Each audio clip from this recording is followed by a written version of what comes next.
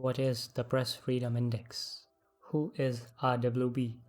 Are they more dangerous than your government? Probably not. And why does India rank so low on it? Let's get started. Reporters Without Borders, aka RWB, is a non-profit, non-governmental organization whose aim is to safeguard the right to freedom of information. The Press Freedom Index is an annualized ranking of countries based on RWB's assessment of the press freedom records in the previous year. In their assessment, they do not measure the quality of journalism in the countries, nor they look at human rights violations in general.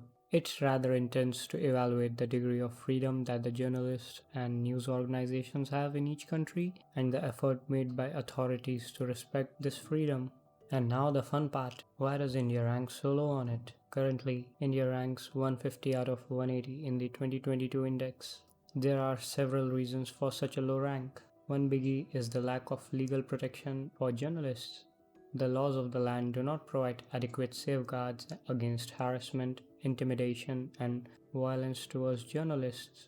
It has led to a culture of self-censorship where journalists are reluctant to report on sensitive issues out of fear for their safety. Another factor, political interference. And you thought I forgot about that. The ruling party and government officials are known to exert pressure on news outlets to report favorably on their policies and actions and suppress the coverage that is critical to them. It has led to a lack of diversity in news coverage and lack of objective reporting on important issues. In addition, the ownership structure of the Indian media also plays a role in low press freedom ranking. The majority of the media is controlled by business conglomerates with political connections, which can influence the content that is being reported. 2023 billionaire wishlist item number 1: acquire a major news outlet. I was talking about Elon. Finally, there are cultural and societal factors. For example, there's a widespread perception that criticism of the government or other powerful entities is unpatriotic. It has led to a lack of public support for the press freedom.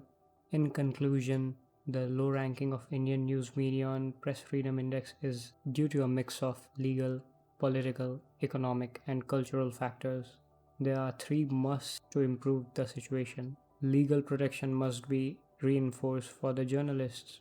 Political interference must be reduced in the media, and lastly, ensuring the diversity and independence of the media. It is worth noting that the situation in India is dynamic and different events and government policies can impact press freedom over time. Also, I'm willing to bet my 100 rupees that the above is not changing at least for 2023 elections next year. Ciao.